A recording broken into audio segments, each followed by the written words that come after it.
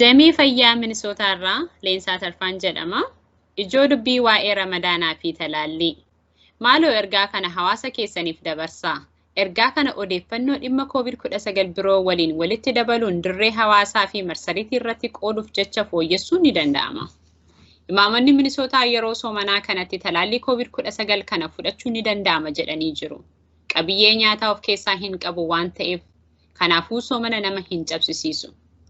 Talaalliin COVID-19 kun qabiyyee booyyee, jalaatinii, qabiyyee nyaataa yookiin vaayirasii COVID-19 lubbuu qabu of keessaa hin qabu. Talaalliin COVID-19 kun erga fudhatameen booda tarii miidhaa cinaa kan akka dhukkubbii bakka waraantoo talaallichaa, dhiita yookiin dadhabbii yookiin mataa bowwuu qabaachuu ni mala.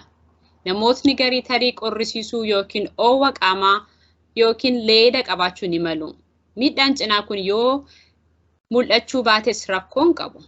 Talaallii kanaan wal qabatee wantoonni namatti dhagahamuu malan namatti gargar waan ta'aniif homaa miti. Sababii talaallii kanaan yoo miidhaan cinaa sitti dhagahame of kunuunsuuf jecha soomana kana cabsuun siif ni hayyamama.